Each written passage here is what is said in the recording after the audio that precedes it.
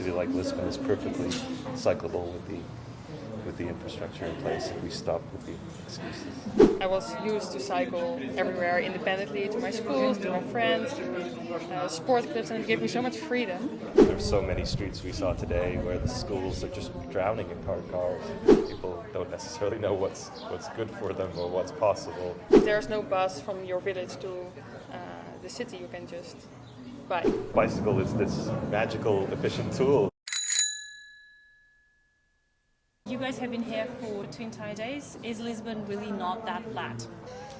70% is flat. Yesterday we have cycled throughout the city and mainly the inner city, so it was quite hilly, of course. But I think around it there are some ways that are flat. Well, you have to put some extra energy, but it's okay to cycle. But it's different than the Netherlands, of course. Every city that we go to, there's a reason why they can never be a cycling city. It's too hot, it's too cold, it's too flat, it's too hilly, it's too spread out, it's too car dominated. For all of those excuses, there are examples of cities that are doing it. There's plenty of hilly cities where cycling is very prevalent. In Norway, in Colombia, there's plenty of cold weather cities like in Finland, where the cycling mode share is 20 or 30%. Those are not reasons to build cycling infrastructure. Time after time, we show that if we do build the infrastructure, people will use it. It's about providing people choices, not giving them a one-size-fits-all solution for their city. Hills are a state of mind. And for the majority of trips that we take within our city that are close to home, we're not necessarily cycling from one city to one side of the city to the other. A city like Lisbon is perfectly cyclable with the infrastructure in place if we stop with the excuses. If you were the mayor of the city, what would you do? Maybe the first 3 or 5 big streets. Regarding cycling, if I was the mayor, I would first connect the gaps, because I think there are many gaps in the network right now. So if you just cycle somewhere, you don't know where to go, there's no wayfinding, for example, where the next cycle lane will be. Getting kids to where they need to be safely, comfortably, whether it's school, whether it's community center, sports, whatever, that should be the priority, the most vulnerable. To enable free and independent travel for kids, and I think we've seen today with the schools that we looked at, there's so much potential for transformation. It doesn't cost a lot of money, it doesn't cost a lot of time, it doesn't require big, expensive interventions. We can move very lightly, quickly, cheaply on these types of measures if we just look at the city through a different lens. And in this case, it's 95 centimeters from the ground. It's from a very vulnerable position. But I think maybe a child-friendly mobility strategy would be something that we could, most Lisbon residents could get behind. Children are always an important topic, so if you want to improve cycling or walking, I think you should start with children. And for me as a child, I was used to cycle everywhere independently, to my schools, to my friends, to sport clubs, and it gave me so much freedom. And this morning we joined the bike trail and we visited the active school street, and directly you saw already that the children, once they reached the school, they actually wanted to bike more because they had the space and they wanted to play, and they were so happy. Bike parkings, of course. I haven't noticed a lot of bicycle parkings throughout the city, so I think everyone, of course, e-bikes become also more attractive to people, especially I think in Lisbon. And then if you have an e-bike, it's quite expensive, so you want to park it somewhere safe. But if there are no parking spots, I think it's an important measure as well. I've had a couple of really interesting conversations today about Lisbon's parking policy, or lack of parking policy, because parking is abundant, it's cheap, and it really impacts the quality of life in the public realm. There's so many streets we saw today where the schools are just drowning in parked cars because you can park for free in virtually any residential neighborhood. And it's very difficult to start charging people for something when you've been giving it away for free for so long.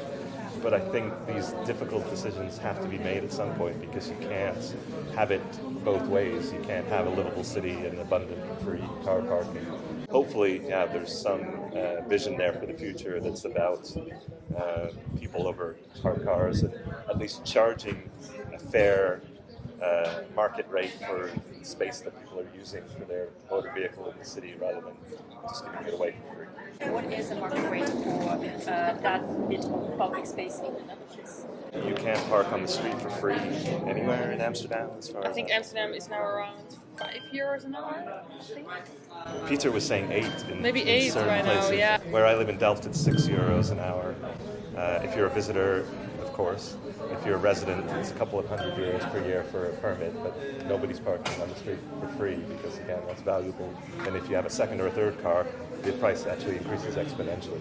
So what people do in Amsterdam who live in the center, they park their car in a parking lot, for example, and then they don't have to park in the street. It's very expensive to park in the street. And that's one thing I think we've discovered coming here is the vast majority of car traffic in Lisbon is coming from outside of Lisbon. It's the surrounding municipalities because, well, not solely, but largely because they can park their car for next to nothing.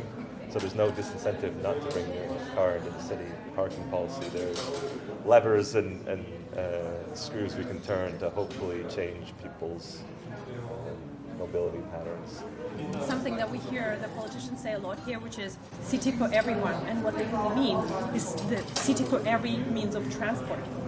And I know that you talk about setting the priorities. Could you maybe explain the concept? The concept of priorities in the Netherlands is we first focus on walking, then cycling, public transport, shared mobility, and then the private car. We really should also include it in the design of the city, of course. So a pedestrian crossing should be prioritized and cars should wait for it, for example. One thing that is not very well digested yet in Lisbon, and I speak from experience of talking to party leaders, the most progressive ones walking and then public transport. And then somehow that bit with the bikes is not there. And I think that it comes after public transport, because here it's every public transport. You know, why do you think you think differently? This is something that the Netherlands figured out 50 years ago, is the bicycle is just range extender for pedestrians. It's a form of wheeled pedestrianization. So because they use these upright utilitarian bicycles, you're just walking with wheels, and for the same energy and time output, you can cycle 4 to 5 times further.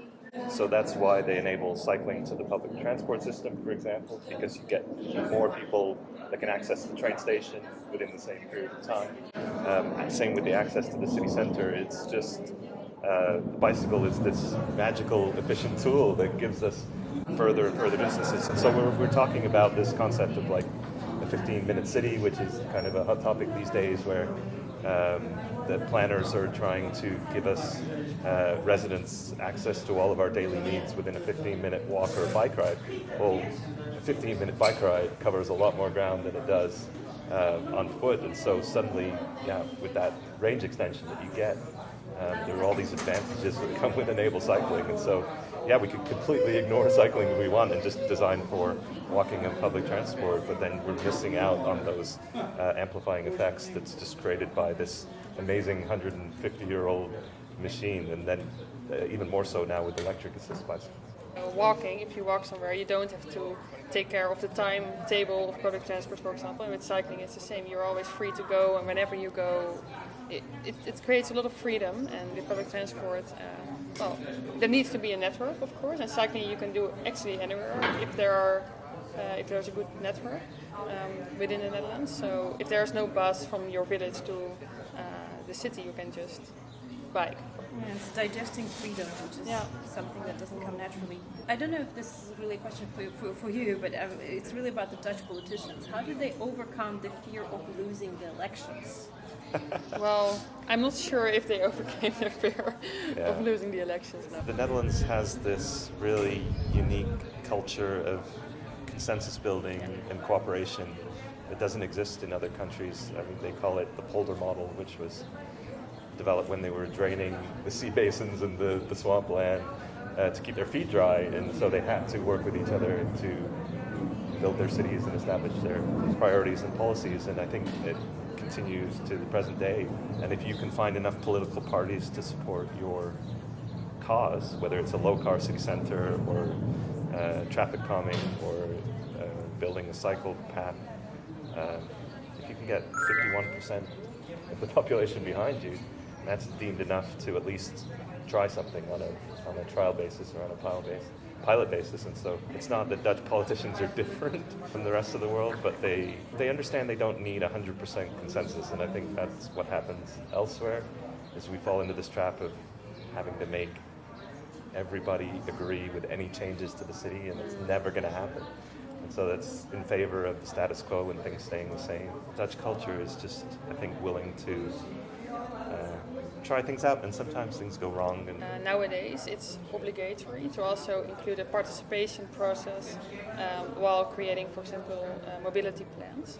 So that if you, as a municipality, you're creating a mobility plan, you have to have stakeholder participation from all around. And if you're a child, or if you're a parent, if you work in a municipality, if you're a traffic engineer, you have different language, and we all bring them together to talk about it and see each other's issues, and try to come to a consensus as well. So that could also be interesting. Yeah. Tips on how to get the politicians out of their Teslas? Well, a role model could be good, of course. We have a lot of mayors, for example, that ride on their bikes to the municipality, and then of course people follow. I mean, we joined the bike bus this morning. It's inviting them to participate in some of these grassroots initiatives, to cycle with children, with the promise of a feel-good photo opportunity. What happens when a driver kills a cyclist in the Netherlands? We have a zero accident policy, so we actually are very focused on safety. So if a car kills a cyclist, it's news in the Netherlands. I think it's like a headline, definitely. People are shocked, and we really go to the street and see how it could happen. And I remember actually during my student years, there was also someone of the uni that died over there, and everybody is looking like, how could it happen? Oh, this is unsafe, this is because. And I think we are all shocked and try to not make it happen again. I think this is an important distinction, because in other places like the United States or Canada, the focus is on the scofflaw driver, on individual behavior, what the cyclist did wrong or the driver did wrong. Whereas in the Netherlands, they take a much more systemic approach.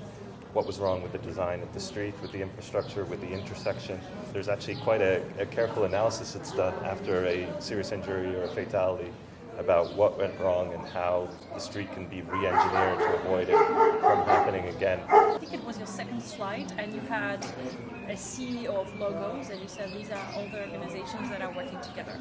How did you guys manage to get all those different organizations to work together? Again, it comes back to this culture of cooperation, and that you need your neighbors and your allies, and they can not only help you, but amplify what you're doing. The great example is the synergy between cycling and public transportation. The active travel planners talk to the public transport planners instead of see each other as competitors. They're allies. And it's often the case elsewhere is if there's this siloed universe where these what should be allies aren't talking to each other, then nothing is getting accomplished and everyone's losing out from the situation. The great change that happened in the Netherlands in the 1970s was the road safety advocates aligned with the historical preservationists, aligned with the anarchists and environmentalists, aligned with the public health officials, and it was this really broad consensus of left, right organizations that were all accidentally fighting for a livable city, and that, the Netherlands, the residents now enjoy the fruits of that coalition, but at the time it was more or less an accident. Mobility is not the goal, but it's a tool to create livable cities and to create an enjoyable environment. About pilots, when you talked about how we can help people overcome their fear of change, and the passionate debates that we have here, which personally I find a bit useless, is whether we do it for a day or months, and then groups against other groups, because if someone wants to do it for a day and say, okay, we need to start here, and someone else says, no, we'll do it wrong, we have to do it for a month, and then no, we have to do it forever. How do you actually think about pilots? Look, I think in the ideal situation, if you want to change something, you should try to do it for some more days. But to be very honest, if you can manage to do a pilot, it's already like a win, and I think you should just keep on trying, keep on experimenting, and seeing once you implement it, for example, a small pilot, maybe we can extend it or we can change a little bit of things that didn't work out well or worked out well. For behavioral change, I believe that you should create a bigger, more days or for more repetition inside there. But yeah, I think every pilot is different and it depends on the situation. Seeing is believing, I guess. And experiencing. But and yeah. you have to approach these pilots to give them the best possible chance of success. And I think, again, you see cities sometimes doing them half-heartedly, not giving them enough opportunity for success because maybe they don't actually want them to succeed. So if you're not giving them enough time, enough budget, enough resources, and going about this in a strategic way with think about how these pilots feed into the long-term vision of your city, then you're kind of wasting everybody's time, unfortunately. When you do the pilot, during the pilot but also afterwards, talk with the participants and start evaluating what they experienced and why. So don't forget to also really evaluate that and see what they would like to change. So it's very important, of course, the communication is everything. On forehand, during and afterwards as well. Share the story of why you're doing what you're doing, because otherwise, again, you're setting yourself up for failure. If I don't know if that day the car is closed, okay, you're a little annoyed. Okay, and then you see why it's closed. Oh, okay. Okay, of course, I will move around. Or of course, like, it's very important to communicate the message very well. People don't necessarily know what's good for them or what's possible.